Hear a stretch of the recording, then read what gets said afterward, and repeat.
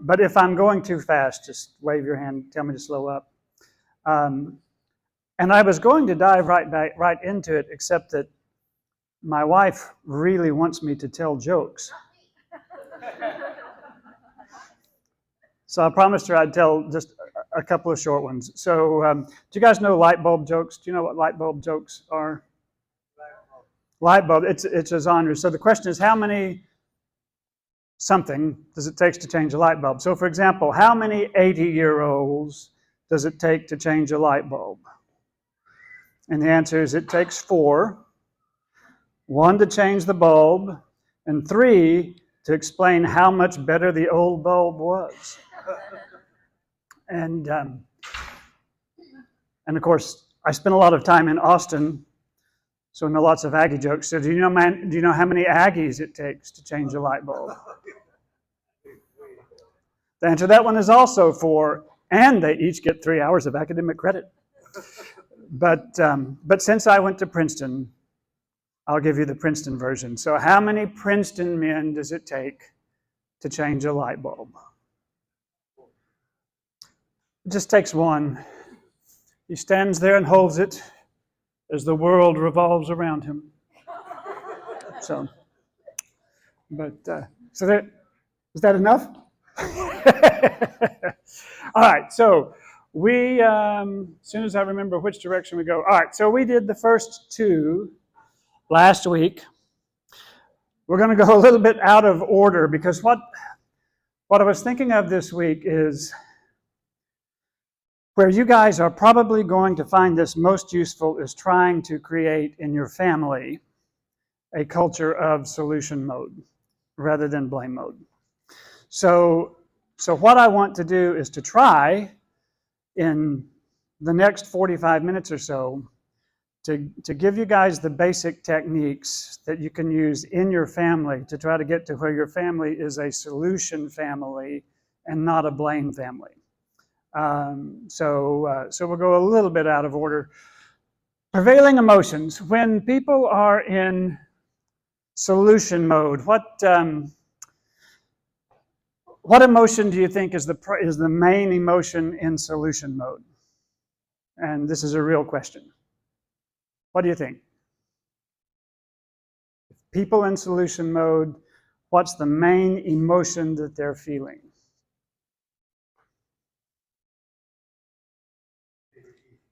Say what? Take it easy. Take it easy. That's pretty good. Most of the time people don't get this because it's kind of a trick question, but Gavin, I don't know who, I'm getting to where I know the kids' names. I don't necessarily know which parents go with which kids, but Gavin, if Gavin's parents are here, Gavin nailed this right off the bat, which was very impressive. I don't usually see that even from adults. It's a trick question because the prevailing emotion is to be not emotional. So what Gavin said was calmness, which it's 2 English words that apparently there's only 1 Chinese word, according to Helen. But emotions tend to get in the way of thinking clearly, especially negative emotions, especially the sorts of emotions that are usually flying around when you're trying to deal with a problem.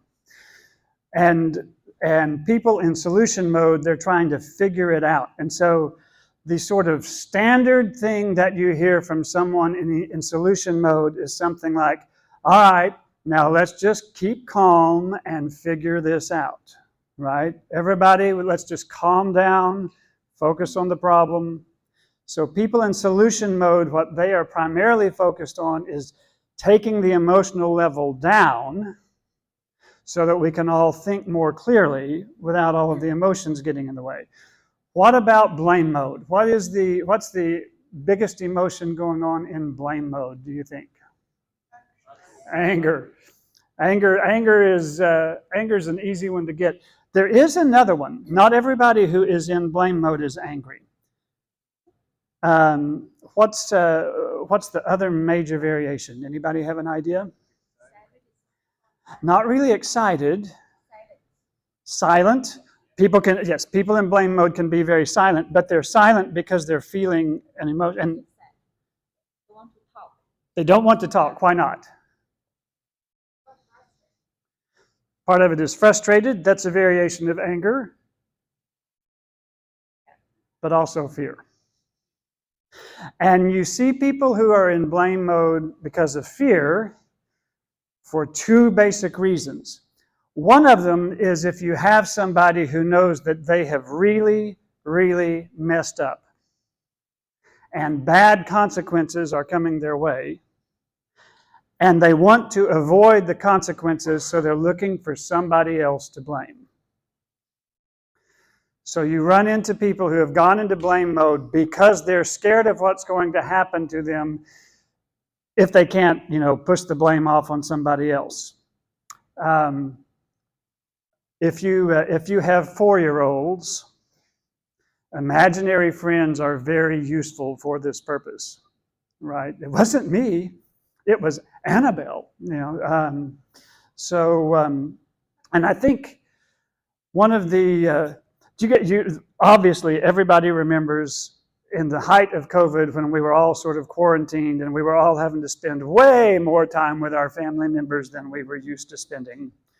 I saw one person said that they had found it. They and their spouse had found it very useful to have an imaginary roommate that just got blamed for everything, and that kept them from having to fight nearly so much. Said that that Elizabeth just drove them both crazy, that's a healthy way to do it, as opposed to trying to blame someone else for something that's genuinely bad. But the most common reason that people go into blame mode because they are afraid is because somebody else is already in blame mode and is angry. And when you get one person in blame mode who's mad and is looking for somebody to blame, the other people tend to be afraid that they're the one that will wind up getting blamed.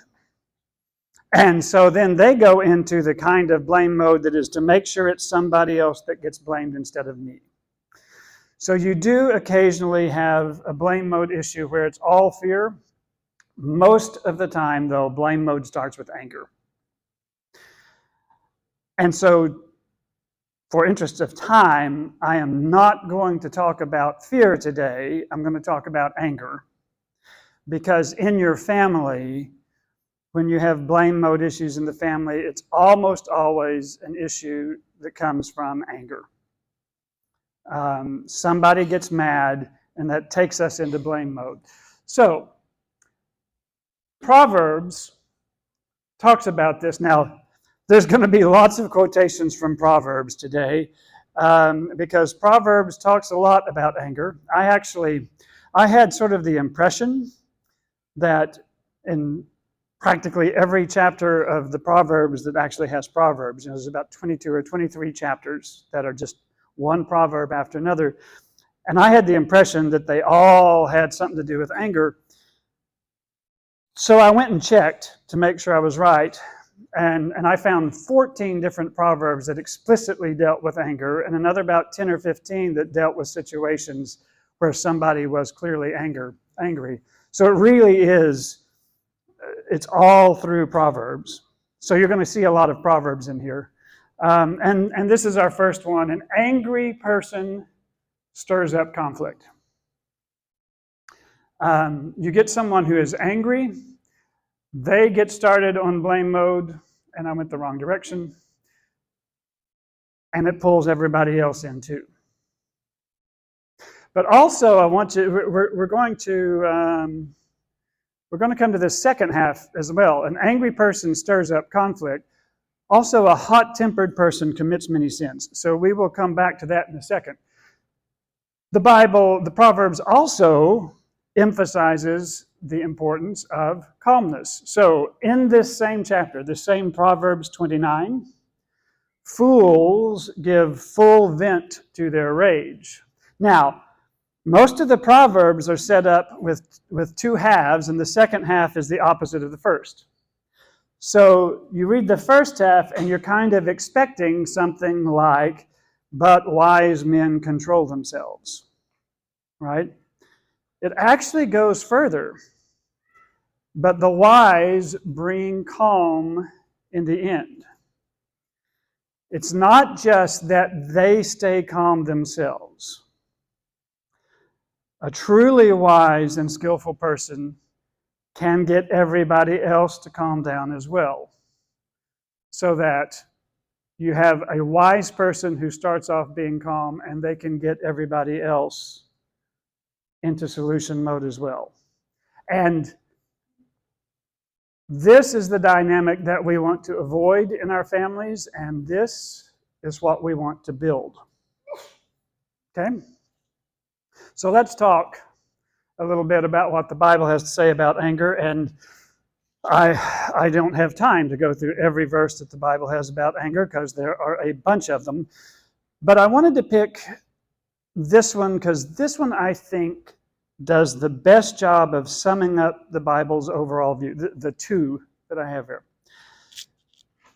So first of all, James is saying, let every man be quick to hear, slow to speak, and slow to anger. And I want you to notice that the Bible doesn't say that it is a sin to be angry. The Bible has a lot to say about people who get angry easily. And it has a lot to say about people who don't control themselves when they are angry.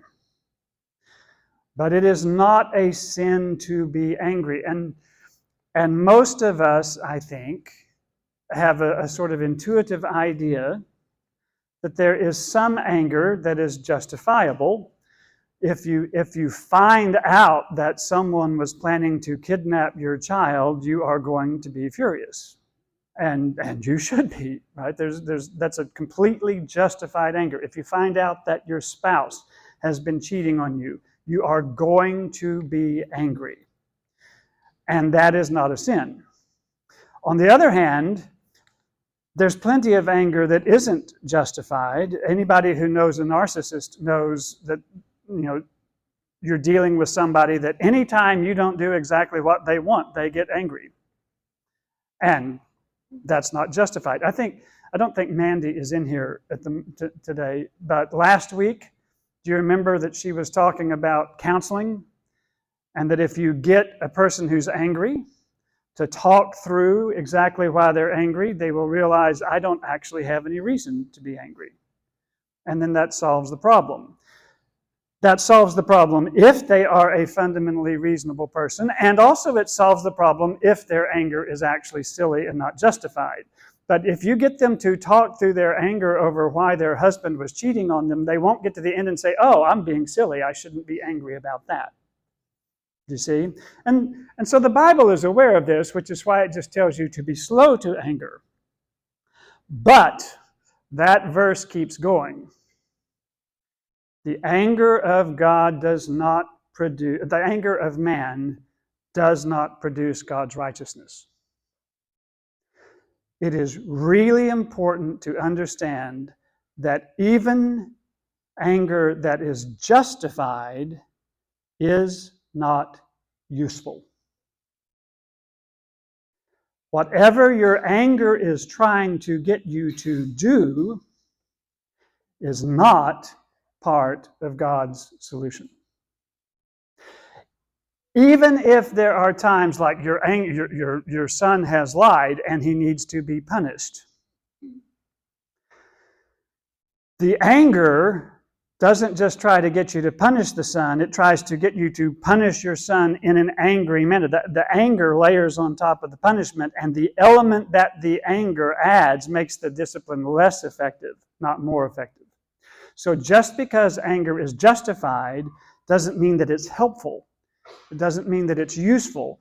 And furthermore, most of the time, whatever anger is trying to get you to do, the anger, feeling the anger, is not a sin. But if you do what your anger is trying to get you to do, that is almost always a sin. The things that anger tries to get you to do are normally sins, even though the anger itself isn't. Does that make sense? So anger is not a sin, but it is almost always a temptation. Okay? if you look at the fruit of the Spirit, and I probably didn't even need to put this up here because, well, some people may be new Christians. Those of you who've been Christians for years can close your eyes and you can say the fruit of the Spirit along with me, right?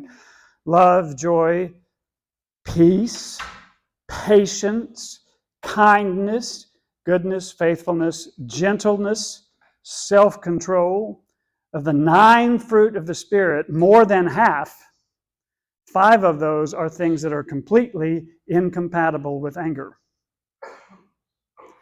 The more you mature as a Christian and the more you become the kind of person God wants you to be, the less you act in anger. Even though you will still feel anger from time to time, your behavior looks like this. Not the way an angry person behaves. And so, like I say, I'm skipping fear, but so basically, it's not wrong to be afraid, but most of what fear tries to get you to do is wrong, or at least a lot of it.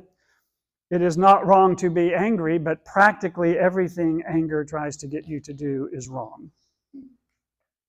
So courage is what makes it possible for you to do what's right, even when your fear is trying to get you to do what's wrong, and self-control is what makes it possible for you to do what's right, even when your anger is trying to get you to do what's wrong. And the Bible has a lot to say about self-control. I just picked my favorite image from Proverbs. Like a city whose walls are broken through is a person who lacks self-control. Okay?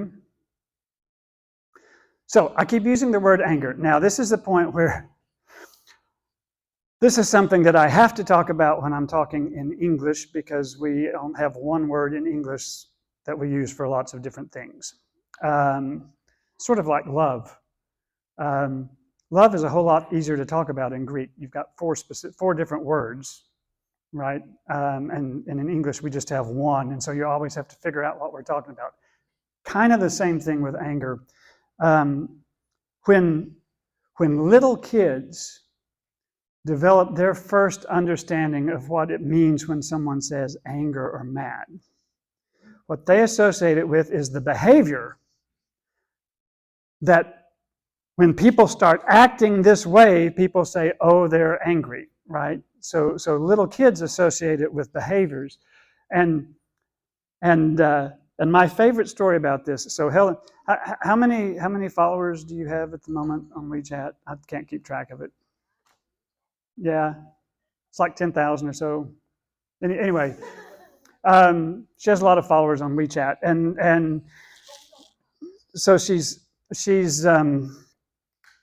kind of stopped doing this because she's overloaded. But 8 or 9 years ago, when she didn't have as many, she would occasionally do a project.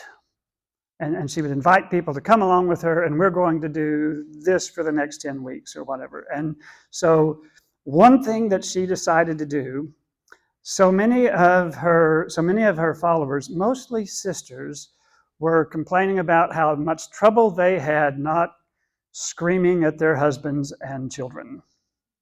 And they wanted to learn not to. So Helen decided to do a project, right? 100天 不发火, all right?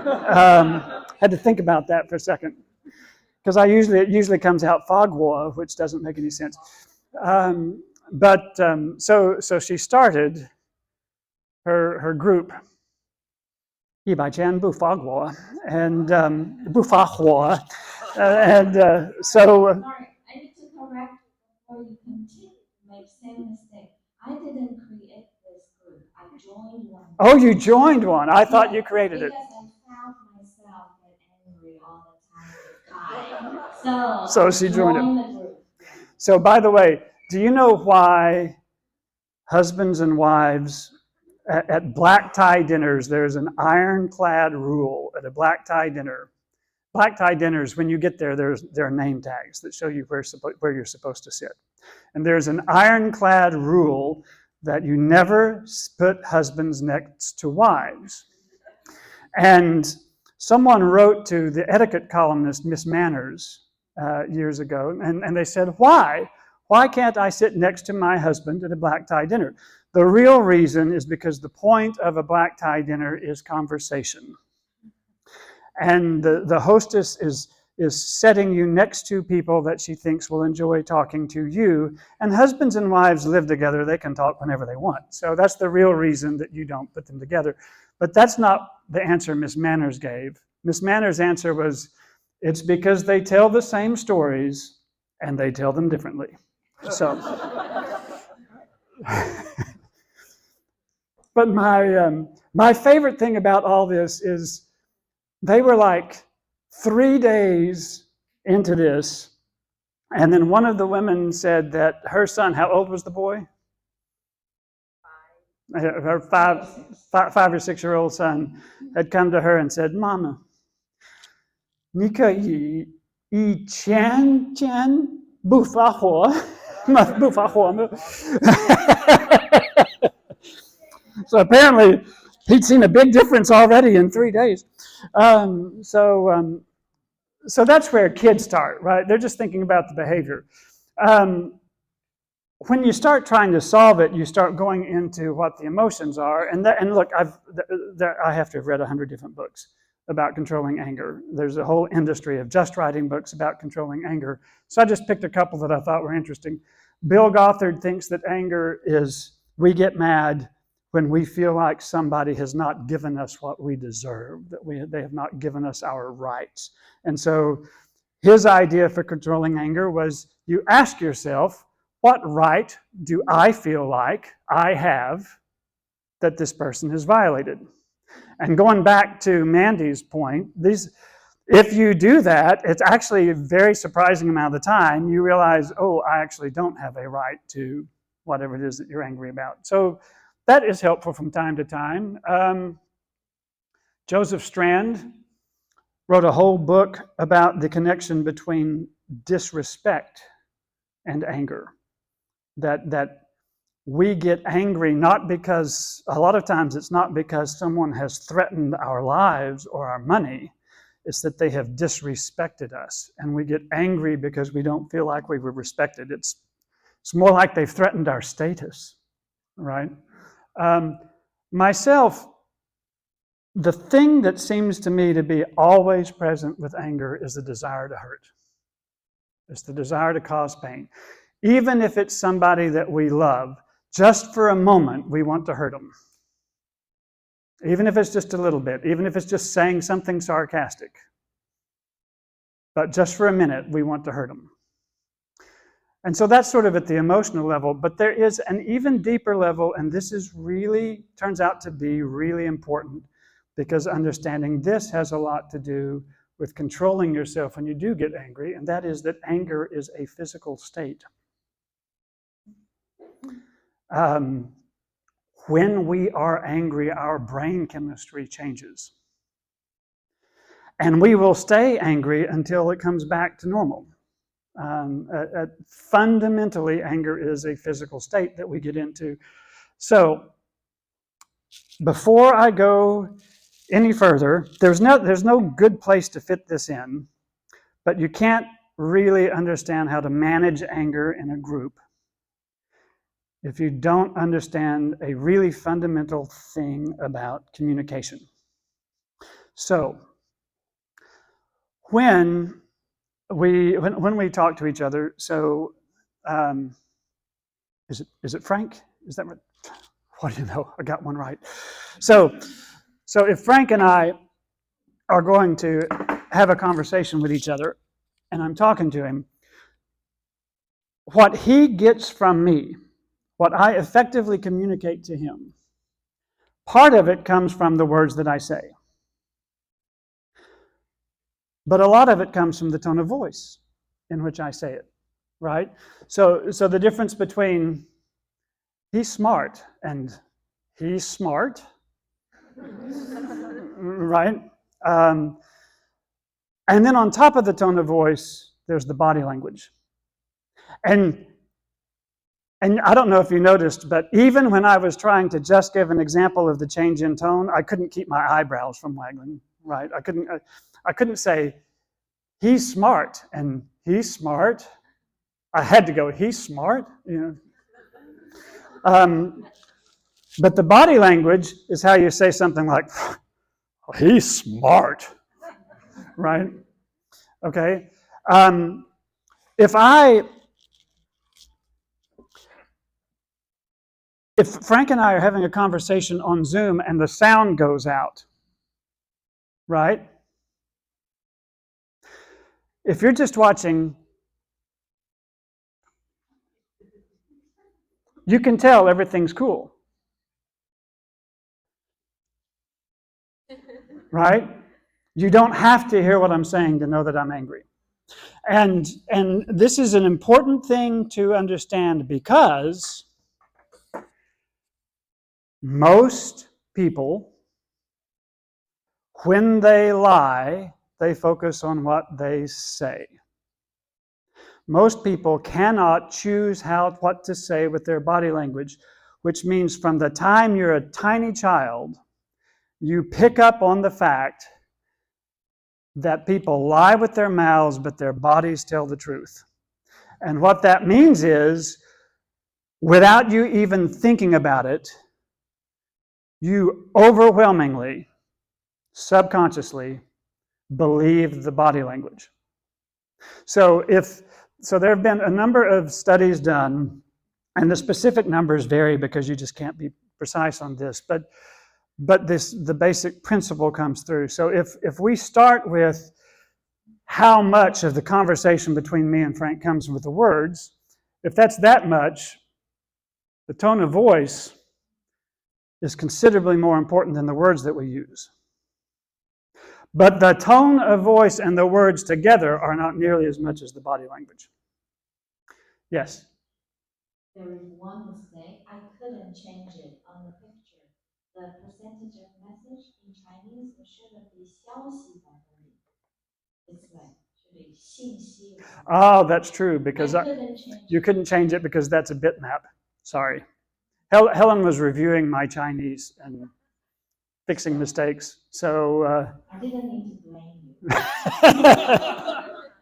It's not my fault. So that's exactly what it is. So if I'm talking to Frank and I say, I respect you, but is anyone going to believe me? No. I told the kids, we weren't talking about solution and blame. We were talking about when your trust gets betrayed. This is a few weeks ago. And I shared with them that when I was 6 or 7, I was sort of the catalyst for my family being driven out of our church. And the reason was that I dared to invite one of my friends to go to church with me, even though he was black. And the woman who sort of led that campaign was a woman who very notoriously, whenever she was just going to go off on somebody, she always prefaced it by saying, now I say this in a spirit of love. And whenever you heard her say that, she was about to go off on somebody. But she had this idea that it was like a magic phrase, that if you said, I say this in the spirit of love, then you could say whatever else.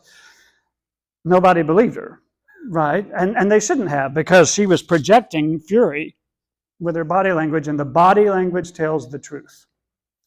Unless you're dealing with a professional actor, because they have studied how to talk with their body. But as long as you're not married to a professional actor, the body tells the truth. So now we get to the functional intelligence level while we're in the mode. And if you're in solution mode, you're as smart as you normally are. If you are in blame mode, your IQ is temporarily lowered, and the reason is that usually you are angry or afraid, and angry people are stupid. When I said temporarily lowered, that's a polite way to say you're being stupid. So, look, we've known this for as long as there have been people. A man of quick temper acts foolishly. There we go. Whoever is patient has great understanding, but one who is quick-tempered displays folly.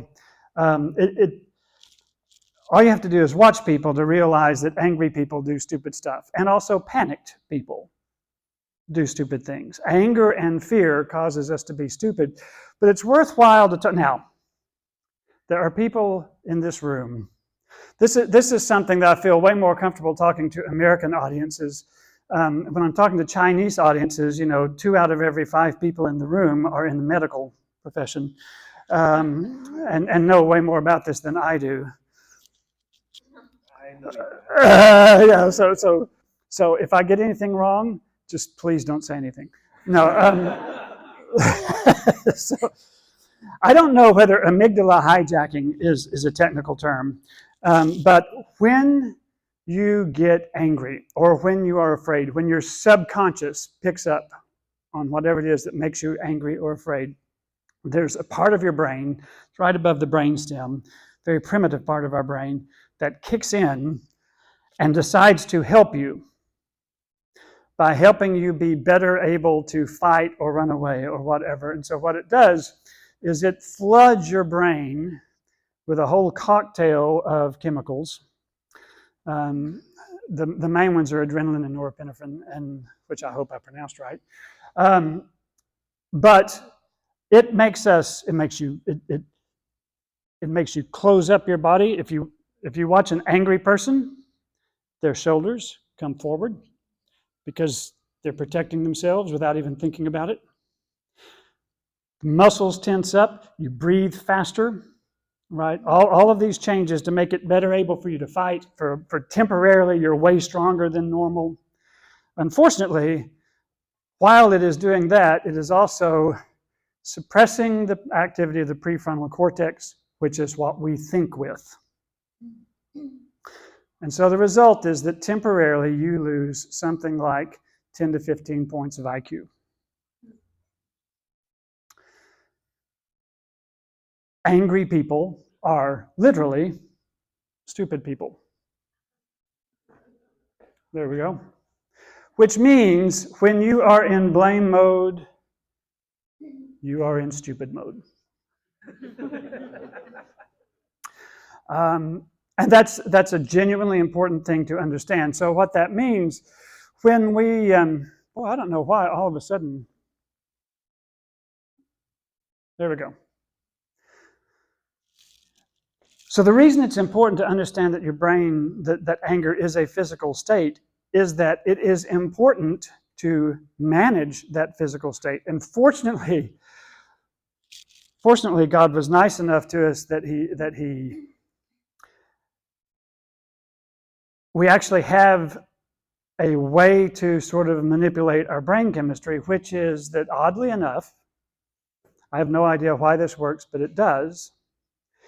If we consciously reverse the physical changes, then the brain chemistry sort of follows and comes back into line. So special forces guys get training in breathing techniques to use in combat, so that when they're making life and death decisions,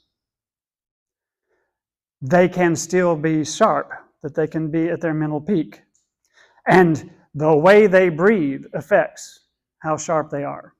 When the right decision is the difference between life and death, you got to make good decisions. So what we're going to do is do a very amateurish quick one. So what should you do when you realize you're getting angry? And what's the first thing you should do when you realize, uh-oh, I'm getting angry? Calm down. What else? This is a trick question. I would let you flail around longer, except I'm trying to finish in another 15 minutes. So the first thing you should do when you get angry is nothing. At first, do nothing. And the reason is, whatever it is that you want to do is stupid. Okay? So when I was a kid, we were told, every American kid was told, when you get angry, count to 10 slowly before you say or do anything. And what this is advice to do nothing. Except last week, do you remember the whole thing about, don't think of pink elephants? Right? If you sit there thinking, don't yell at my wife, don't yell at my wife, I can't yell at my wife, right? So this gives you something specific that you can do that counts as nothing. Just stand there and count to 10, right? This is something that, so I have a really, really terrible temper. And this is one of the things that I actually found useful to practice. So the first thing you do is you just don't talk, which is what the counting to 10 does.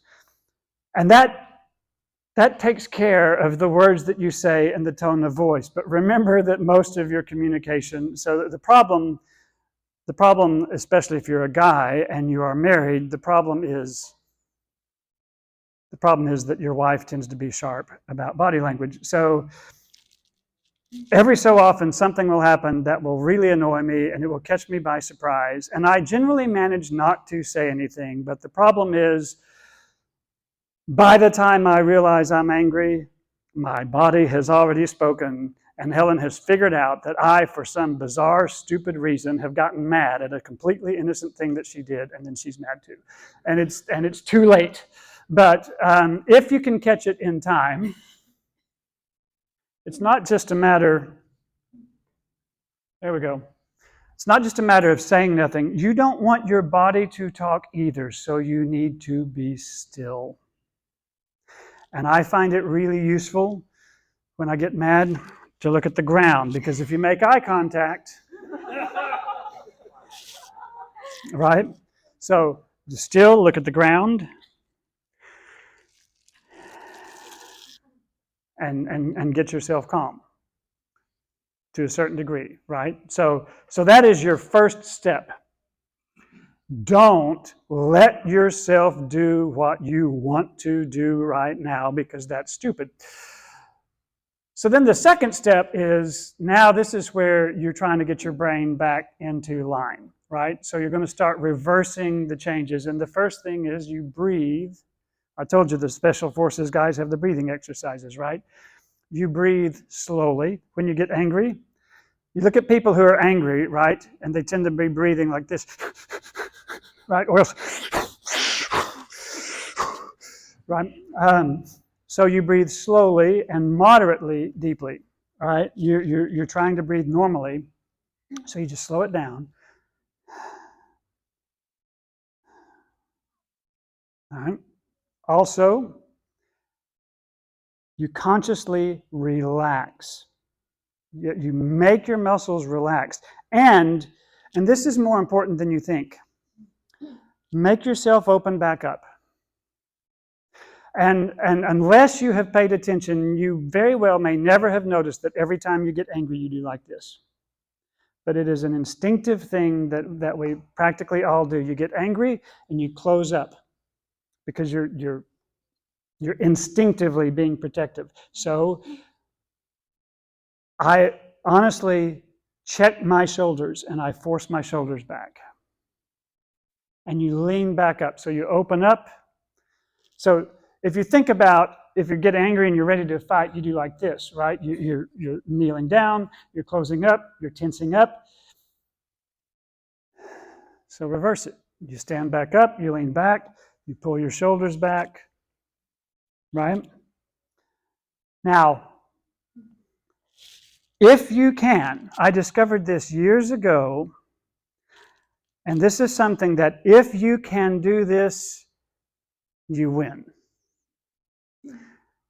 And there's a Presbyterian minister from New Zealand. He died in the 1980s, but he used to say that one of the prayers that he used most often in his ministry was, "God, please help me see the funny side of this." The reason is, if you can make yourself laugh, it kills anger. The reason is, if you think about it, laughter physically is the opposite of anger. When you, now not a evil laugh, not a vicious laugh, ho ho ho, I have you now, but a laugh of genuine amusement, right? When people laugh, what do they throw their head back, and then right, they open back up, they relax. Laughter is the physical opposite of anger. So if you can just find something in the situation that is amusing, even if a little bit, so that you can find something to laugh at. If you can just do that, the anger goes away like magic, at least for me. And that's the single most useful technique I've ever found for getting myself calmed down. Find something funny and laugh at it, and that breaks the cycle of the anger. But sometimes you can't. Sometimes you're not going to be able to calm down. So when you can't calm down, then you leave. Because whatever you're going to do is going to be a mistake. Whatever you're going to do is going to hurt. And in a family, there is a mistake that a lot of wives make. And I'm going to tell you, please do not do this. Your husband says, I can't talk about this right now. Right? A non-trivial number of wives will respond to that by saying, no, we have to talk through this. We have to get this resolved. If you want to destroy your marriage, that's a great way to do it. You do have to talk about it, but you do not have to talk about it right now. And if he's that angry, talking about it right now is a terrible idea. So you wives need to take the sentence, we have to talk about this right now, and throw that away. Okay, on the other hand, if you, I don't want to anticipate the last point on the slide. So, first of all, don't just stop out. So I'm going to talk about this just so that you can visualize it with a guy who's angry, right? You can't just say, I'm out of here, and leave. So what you need to do is you need to explain with regret and respect that you are temporarily unable to talk about this issue because you are angry. So what you say is, look, I'm sorry, but I can't talk about this right now because I am too angry. I'm going to go take a walk, I'm going to calm down, I'll come back and we can talk about it when I'm calm. As opposed to, look, I can't talk about this right now. You are driving me crazy, right? Regret and respect, and the temporarily part is important as well. And so you go away and you do something to calm down, and that does not mean that you walk around the block for the next 2 hours rehearsing the fight, which will just get you madder. You'll come back 2 hours later and you'll be madder than you were when you left. You go around, if it's with your wife, you go around and think about all the wonderful things about your wife. And if you can't think of anything, think about football or, Beethoven's Fifth Symphony or whatever it is. Just think about something, but don't think about the fight because you need to calm down. Okay? And you do have to eventually come back and talk about it. And there are men who say, I can't talk about that right now, and they use that as an excuse to never talk about the problem, and that is not, so the women can't say, no, we have to talk about this right now, but the men can't say, I can't talk about this right now, and then never talk about it, because they're never able to talk about it. Neither of those is acceptable, right? Does that make sense? Hope it makes sense. If it doesn't make sense, you can talk about it in the discussion. So the last thing I want to talk about, we're going to skip ahead to the effect on other people. And what I usually mean by that is that solution mode is not naturally contagious, and blame mode is. If you have 10 people in a room discussing a problem, and 6 of those people start off in solution mode, and 4 of them start off in blame mode, half an hour later, you will have 8 people in blame mode and 2 people who have mentally checked out and have just stopped talking and have just said, this is pointless. How much longer do I have before I can claim a previous appointment? Because I wish it weren't that way, but it is that way. And the reason is that this is one of the key verses in Proverbs, not so much about anger as it is about conflict. As charcoal to hot embers, wood to fire, so a quarrelsome man is for kindling strife. Do you know what kindling is? How many of you guys build fires? I grew up, we didn't have central heating. We kept our house warm with a fireplace and a wood stove. So I can't remember not being able to build a fire. But you guys know how to build a fire? You start with the little bitty pieces of wood, which is called kindling. If you can get that on fire, once you get that on fire, it can catch everything else on fire, and you can start with a little bit of kindling and build a bonfire. But you have to have something to get it started. You don't have to have kindling, because you can also use gasoline, but only if you're a redneck. So when people are in blame mode, what the blamers mostly do is they attack. That's what angry people do. And when we are attacked, what's our natural response? We fight back. Our natural response is to either get angry or to get afraid. And when we get angry or afraid, and our amygdala response kicks in, what mode do we go into? Blame mode. So blame mode spreads naturally. And under natural circumstances, blame mode trumps solution mode. But it doesn't have to. So I'm going to do a family policy here, and I've talked about this. I've talked about this in other circumstances. I'm going to have to go fast. But I have so much fun with this because I say it, and this is the one thing that when I'm talking to adults, every person in the room who hasn't already heard about this immediately is like, tell us another one, right? We have a rule, only one person gets to be mad at a time. And if somebody else is already angry, that means today is not your turn to be the angry one.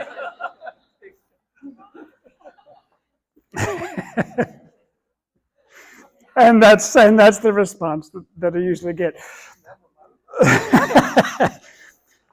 What I mean by this is that if we're talking about, the fact that our teenage daughter is not doing the work she needs to get the scholarships that are going to keep me from having to pay $250,000 for her English degree, if someone gets angry, everybody else's job stops being help solve the problem we were talking about, and it becomes everybody else's job to stay calm. That becomes the thing that you're talking about. Whatever problem we were talking about, the problem now is that somebody's angry. And bad things can happen when one person is angry, but the really bad stuff doesn't happen until the second person gets angry. But once two people are angry, really bad stuff can happen. So as soon as one person gets angry, everybody else has to focus on staying calm. And then once the angry person calms down, we can go back to the original problem. Okay, so that's really what this means. And what we're trying to do is we're trying to sort of honor the advice that the Bible gives, which fights. This is like, I don't know if you guys remember the old movie War Games, but strange game, the only way to win is not to play. By far the best way to deal with fights is to keep them from starting. Because once they start, starting a quarrel is like breaching a dam. And Proverbs helps us understand how. And what it is when the first person gets mad, everybody else stays calm. So, fools give full vent to their rage. Right? When someone else gets angry with us, we tend to get angry back. But the wise bring calm in the end. And my father, as soon as he knew that I had a major problem with anger, I don't remember not having Proverbs 15:1 memorized. He made me memorize it so early. A gentle answer turns away wrath. So when when somebody comes at you with anger, if you respond calmly, a significant percentage of the time, they will calm down too. It does not work to tell them, calm down, right? That doesn't work. Telling people to be calm does not usually make them calm. Being calm yourself can make a difference. Now, some people, they're tempered, they just wind up and there's nothing you can do. But even so, at least staying calm means you're not contributing to the fire. Okay? So, if we get outside of the family, this is just sort of a little bonus slide here. I don't know why this is having so much trouble. There we go. If you can take a group of people like at work, or on a sports team, you got two alpha males and they can't get along with each other.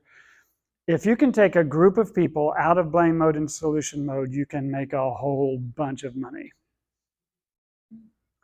It is not a skill that's very common, and it is a skill that you get paid really well for, because those people are quite valuable.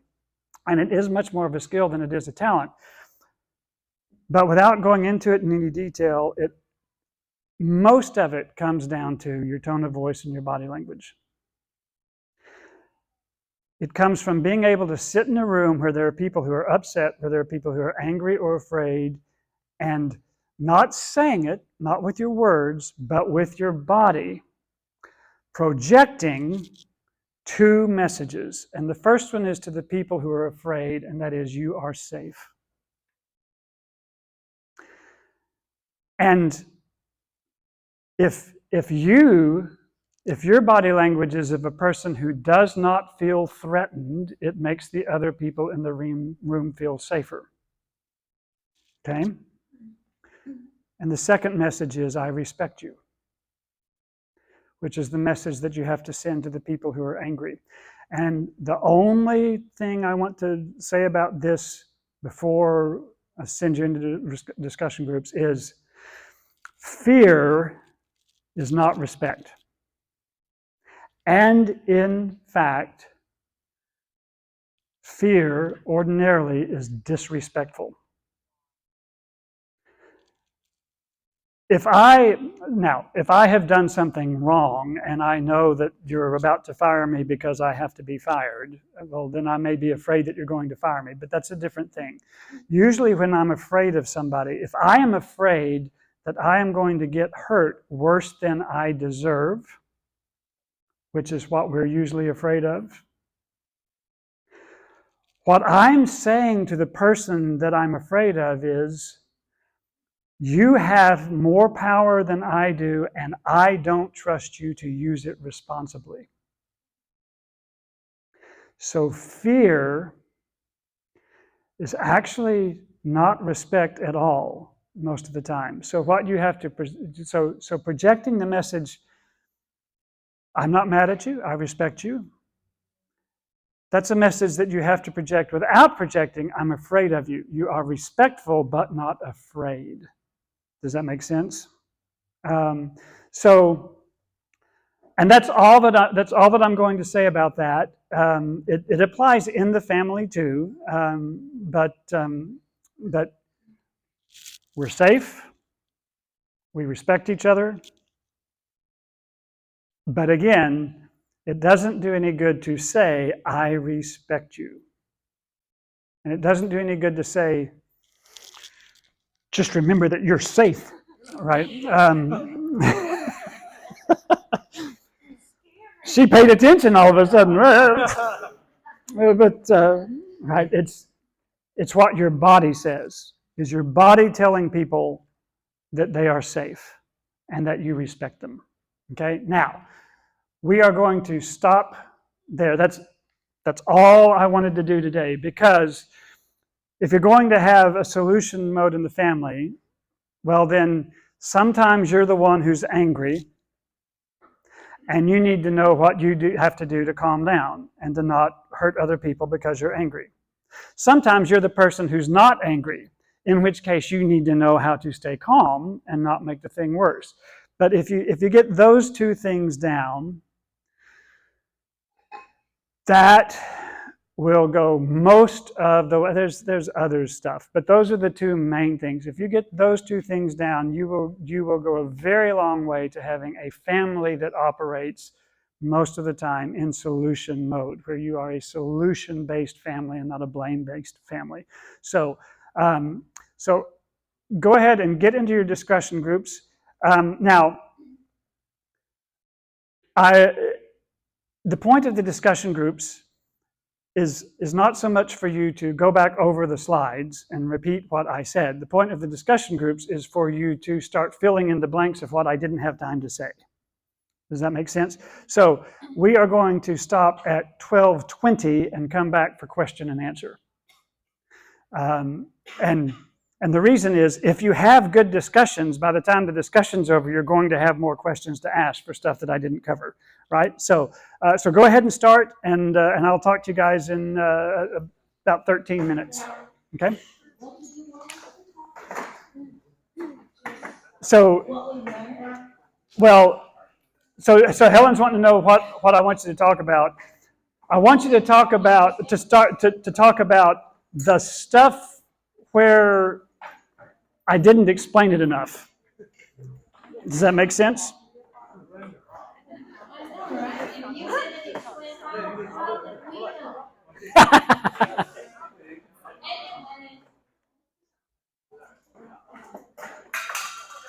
If all else fails, you can talk about how unrealistic it is to have a rule in your house that only one person is allowed to be mad at a time.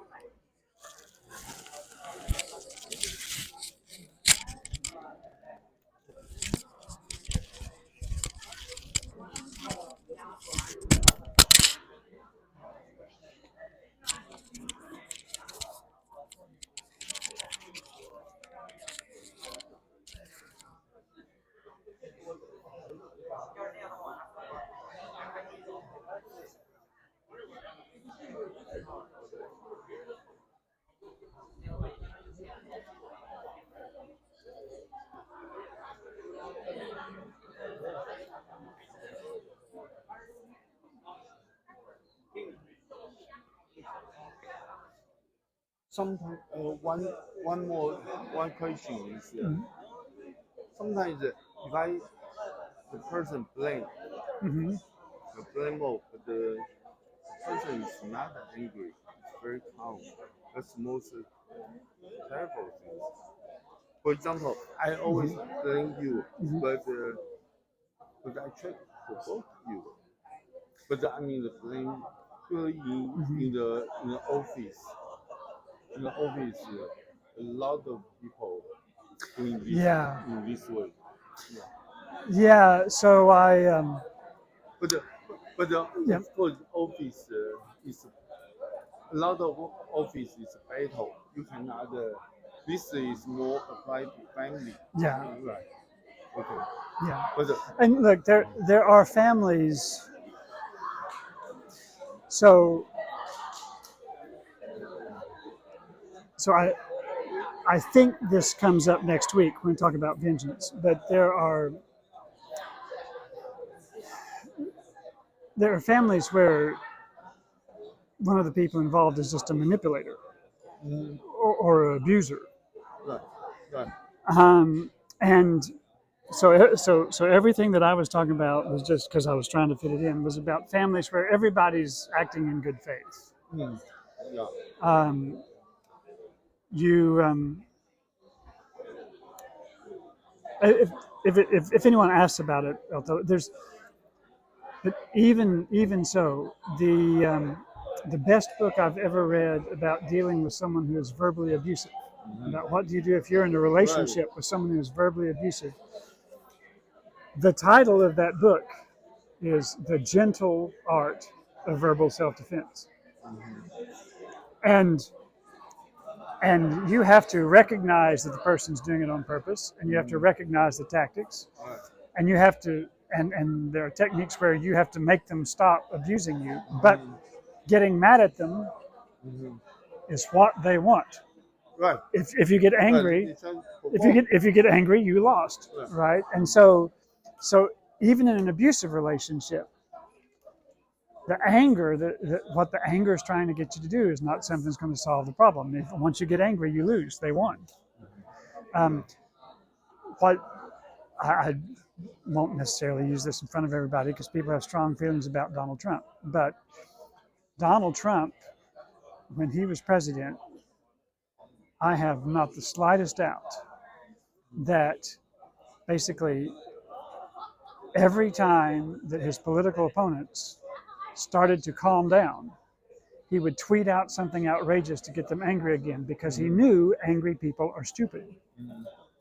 And he kept his opponents in a constant state of anger because they would keep making mistakes. And he absolutely was doing that on purpose. He was absolutely doing that. He was a troll.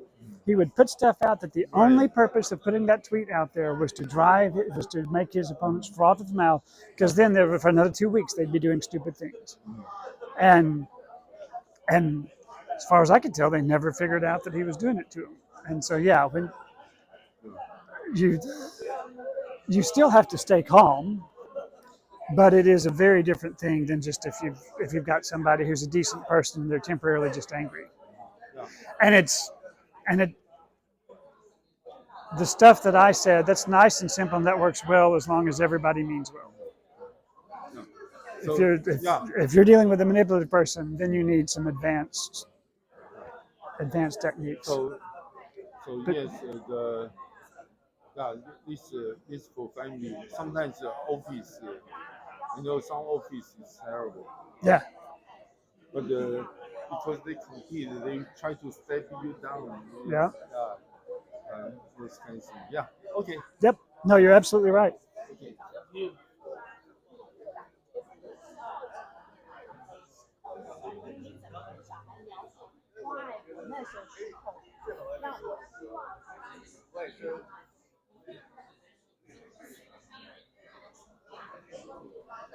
About 5 more minutes.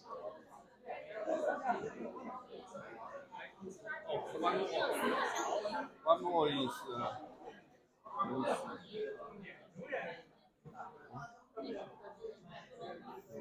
You can page up. Oh, yeah. you. I forgot the English word. 杏仁核. 杏仁核 the thing inside your brain. Oh, the amygdala. Amygdala. Right. The amygdala. That is.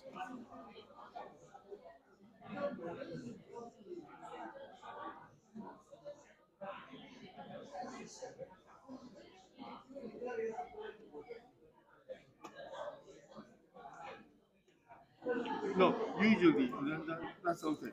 Usually people say Yeah. yeah. Yeah.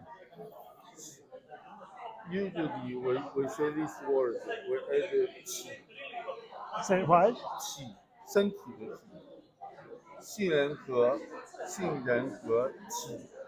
I got this wrong. No, No. it is right. But we add one 身体的气 You add one extra syllable. No one word. 杏仁核 Here.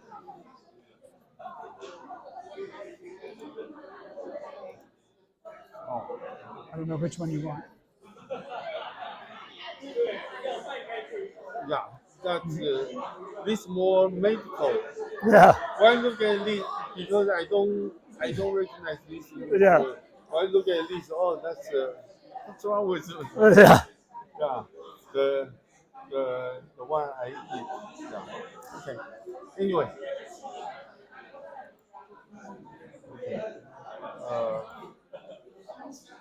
Okay. Yeah. Okay. Thank you.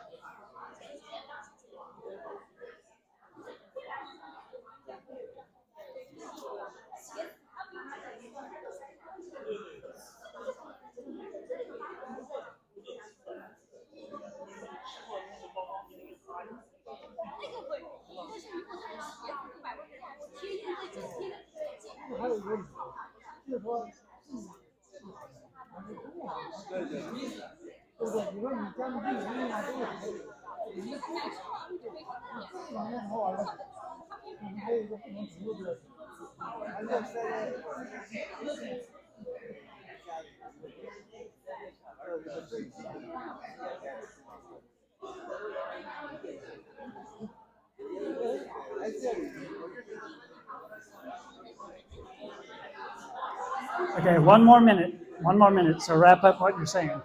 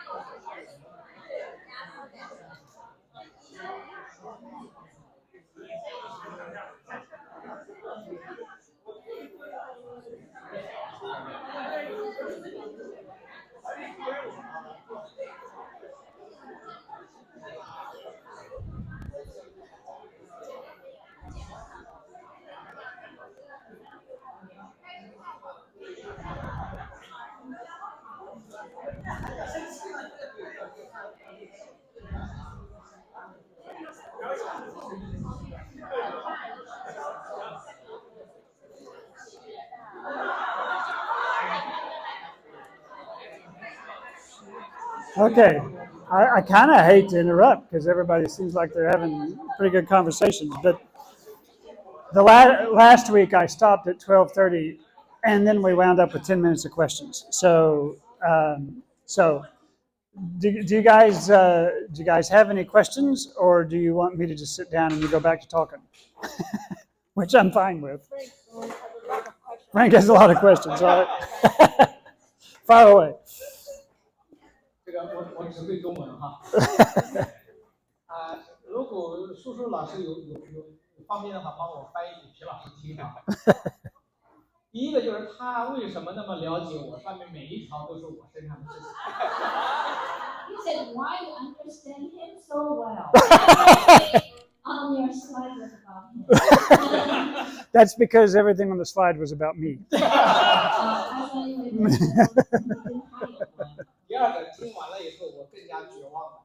我觉得他讲的这些我真的做不到。Okay, now bad thing.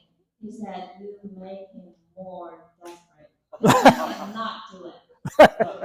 I heard from my classmate too.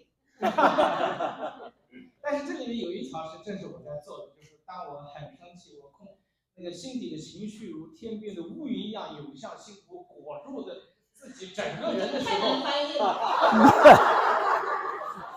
That's all right. I can understand because of the body language. 有一条对我现在很有用，就是这时候我会向神祷告，因为我觉得那个在那种的情绪之下，所有人的东西我真的做不到，我只能求他让我得到一个改变。So he said now he can do one thing when he's very, very, very angry. But he used some beautiful, delicate Chinese words. I don't know how to translate. When he's very angry, he can pray to God. And that's the only thing that can help him. There's any idea or technique from human things cannot help at that time. 最后就是要感谢皮老师哈，他让我认识到了很多自己的错误，这些错误以前我没有认识的这么清晰，原来我是这么一个玩意儿。Did you make him realize how bad he was? 虽然说是知易行难，但是我仍然会去努力。谢谢皮老师。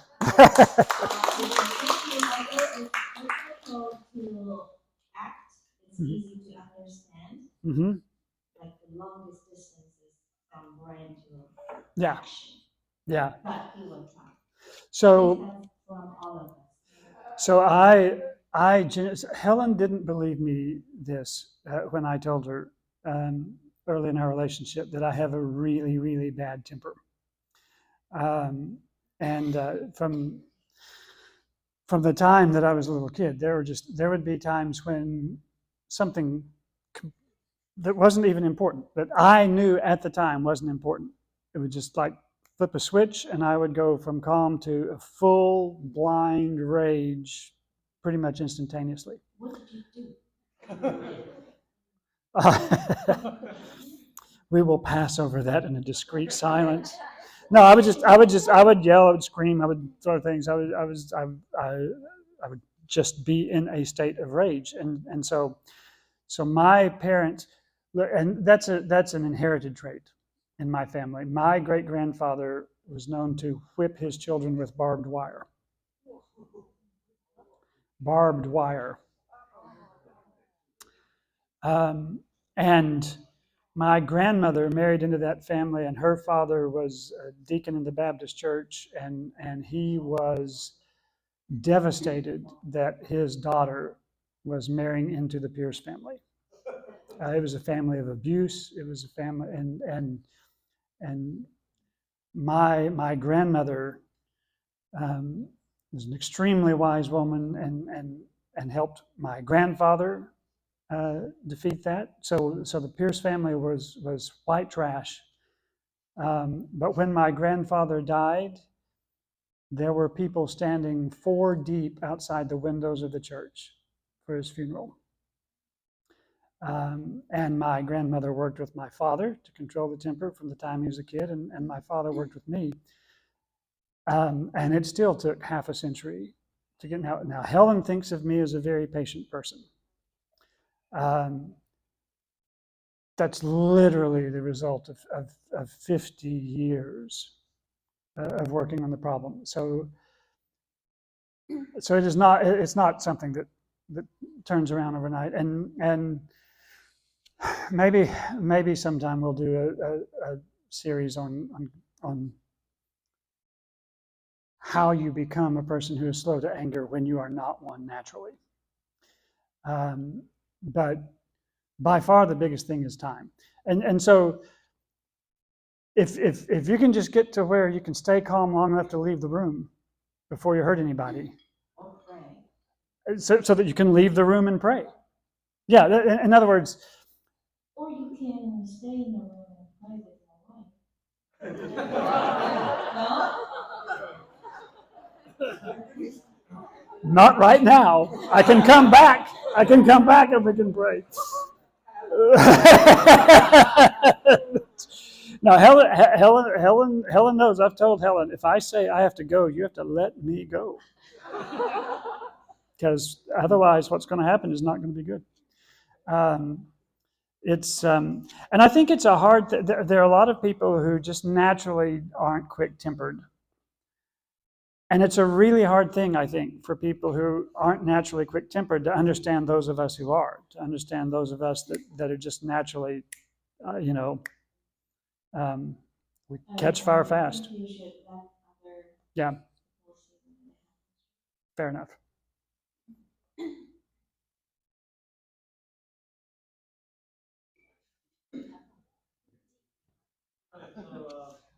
I think I've done tips how to deal with anger. Mhm. I pray first. Mhm. Here's what I pray. Dear Lord, please forgive her. She doesn't know. This will work. Number two, especially on the female, she never get angry anymore. I think that's a thing of Chinese idiom. 哀莫大于心死. It's very hard to especially he doesn't care. Whatever. The left. If anything happens, you pretend you didn't see. I mean that's I don't know, that's a high level model.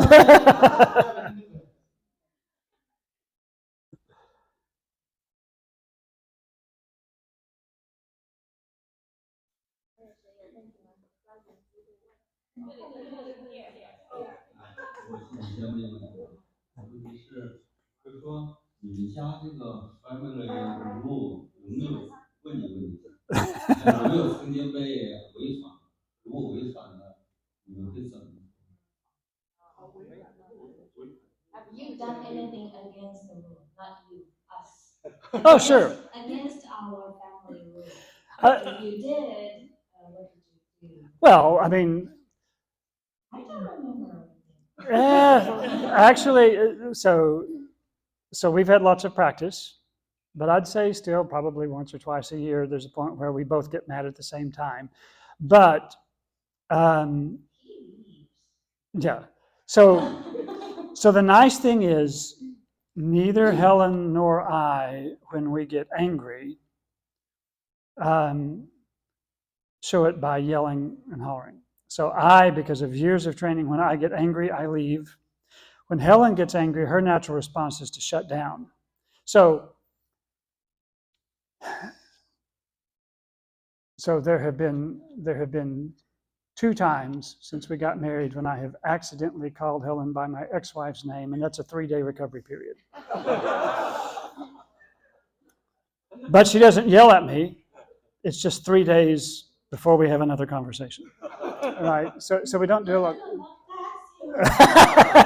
I still care about you. I asked. She still feeds me, but I have to tell a story on Helen, just for fun. So we were in a play a few years back in a musical, and we played a husband and a wife who got in an argument, and the lady who wrote the play is a Chinese wife, and so she wrote Helen's part, where Helen gets mad at me, and we're arguing in English because my character was a redneck, right? And so obviously I wasn't going to be speaking fluent Mandarin. But she gets so mad at a point that she just switches to Mandarin, right? And so now Helen doesn't ever yell at me because that's not how she shows anger. So Helen had to work really, really hard to be believable yelling at me. But she succeeded because we invited some friends And one of the friends who came was a couple with an American husband and a Chinese wife. And after the show, we asked them how it was, and the American husband told me, said, "Oh no, it was great. And when you and Helen were in the fight, and she switched to Mandarin, I was like, oh, it's on now."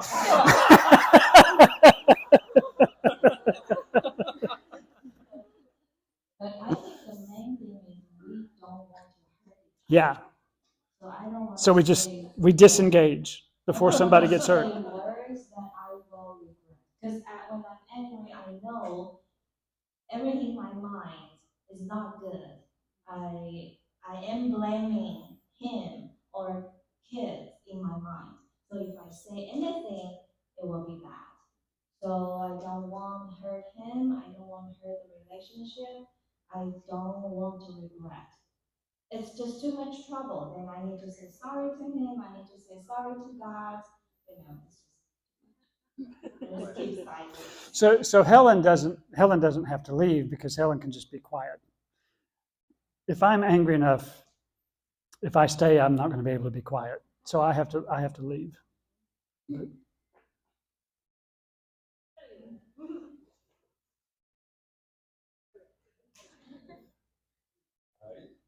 So my question is, like, you talk about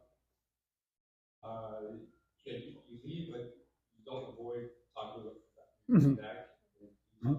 The question is, let's say there's like both parties have like a strong interest or desire in a certain outcome, and Mhm. they are different outcomes. How do you like maintain like Mhm. composure when you?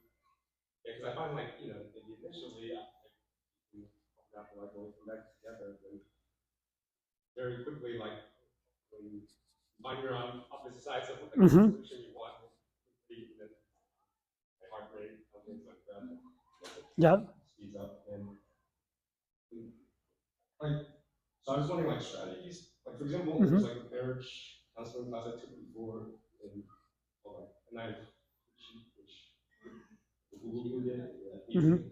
classes, and in that Mhm. class they talk about like do this daily practice of like dumping the trash, and like usually like hands you look into each other's faces, Mhm. and it's about like the ratio of like the positive outnumering the negative.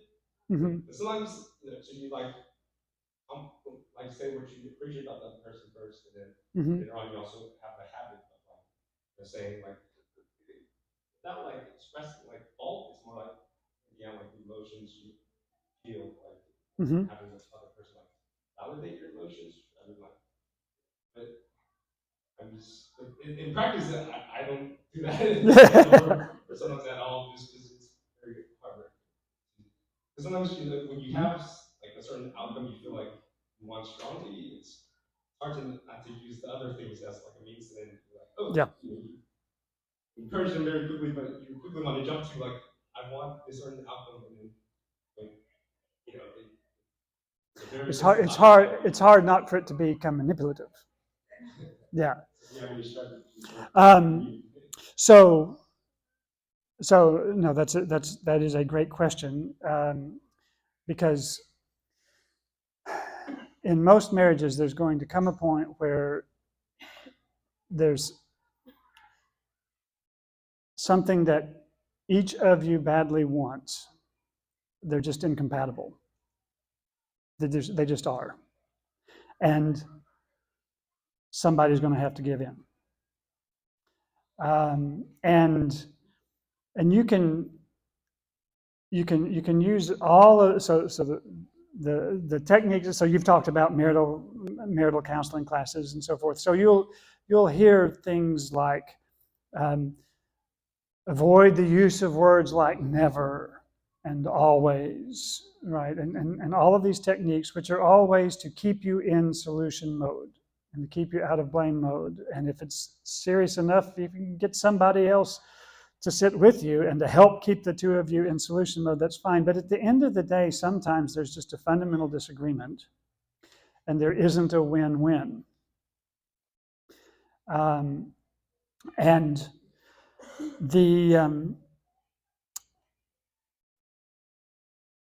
the So the way I was raised to deal with that, my father's a wonderful man, and I will tiptoe just barely into this topic, but so my parents' family structure was the traditional biblical structure of the man having the ultimate final say, but that with that authority came the responsibility that everybody else in the family's needs came before his. And so Helen and I don't very often disagree on something where we can't come to an agreement. But as much as I love the winter, I can tell you that we are never going to retire to a place that has tough winters, because she can't deal with it, and it's my call at the end of the day, and my responsibility before God is to put her first. Now, that obviously only works in Christian marriages if you're going to appeal to the way the Bible has it set up. And if you're going to have a husband who takes seriously that he has to love his wife the way Christ loved the church and gave himself up for her, right? But you're going to have something that you have agreed on at the beginning to be a way to resolve it when you just can't agree, because the alternative is that you split up at the end of the day. And there are a lot of techniques, like you've talked about, to keep the conversation calm as long as possible in the difficult things. There's a great book called Critical Conversations that's useful not just for families, but it's very useful in business world as well. That's a great book. But all the techniques in the world sometimes still leave you at a place where you're just not going to agree. And if you wait until that happens to figure out how you're going to deal with that situation, it's too late. That's something that you have to agree on how you're going to handle the irreconcilable differences before you hit an irreconcilable difference, because they are going to happen. So. Mm-hmm.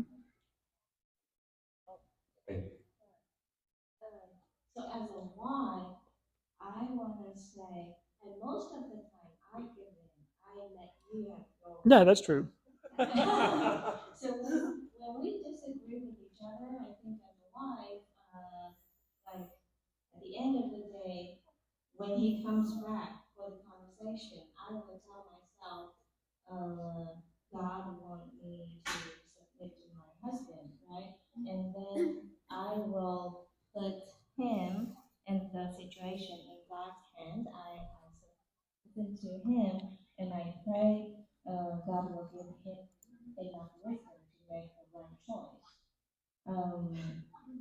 So if we still disagree on something, I do not insist.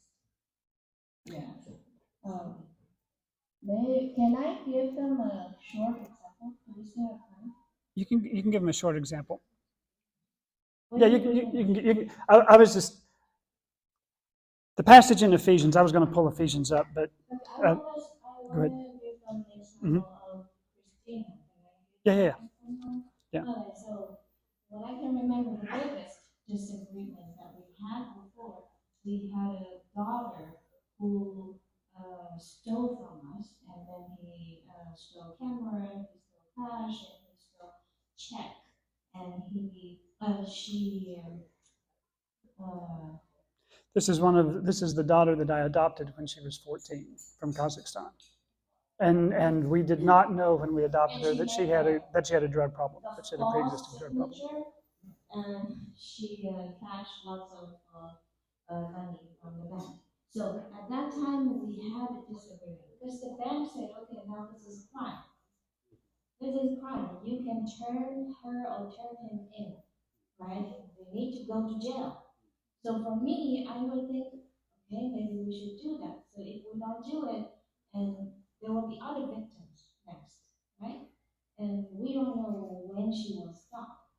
And he said, yeah, maybe that will happen, but I don't want to send my daughter to jail with my own hands. I think it's because they suffered a lot before he adopted them. I think he maybe just has, I don't know, too much sympathy. I don't know. I don't actually feel, I know I don't agree with him. I feel like justice needs to be done, you know? But I really don't know what is the right thing. I feel like I'm right, but I don't know. If my son did that, do I want to give him another chance? You know? But you just never know. So at the end of the day, I would say, okay, I don't think that's a good idea. Maybe that's not a good idea, but I will not insist. So just let God handle, and God give him wisdom to make the right choice. Because if we send her to prison, and then if she suffered too much in prison, and you know people get killed there too, right? You never know what will happen. So anyway, I think he made the final call, and then no, it will not. But also, he didn't just like cover up the thing. He still told her, okay, you did this thing which is wrong, and you need to pay back the money that you stole from us. Before, like, she has to has the consequence, right? So you cannot come back home before you pay back. So like for the next 5 or 6 years, she never came back home.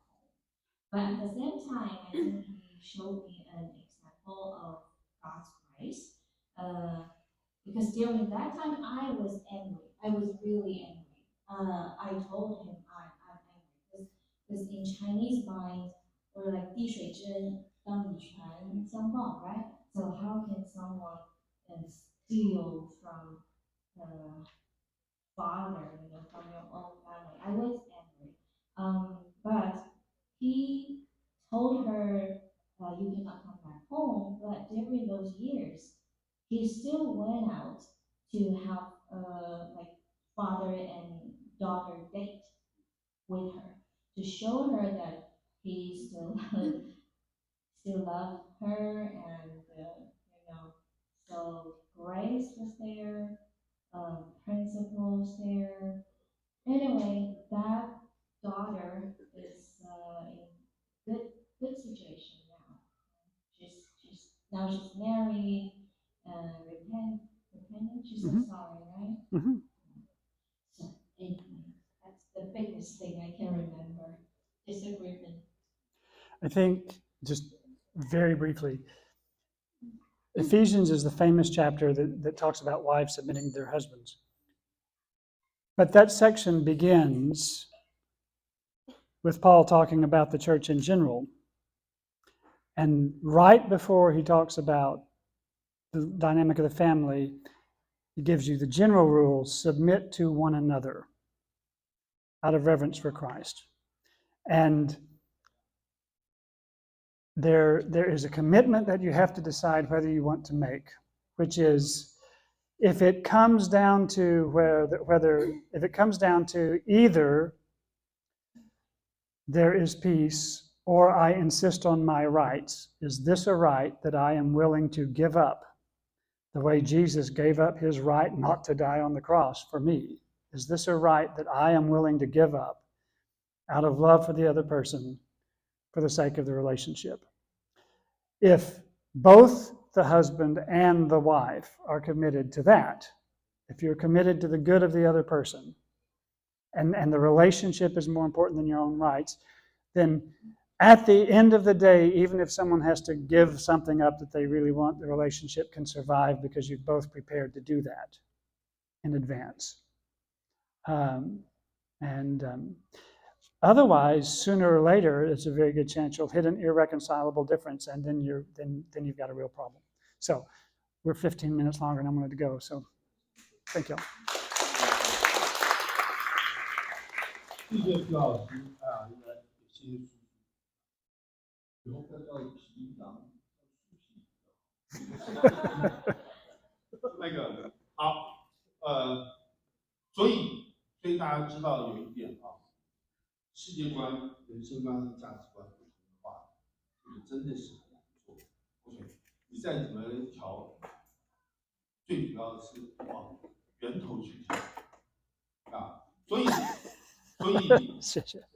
在 PPT OK， 我们并不是要求我们大家都要合一，我们太多的 strong type 这个人在我们当中，还有其他不同 type 的人在我们当中，每个人的意见都不一样，但是我们不是要我们大家彼此合一，我们彼此合一不算什么。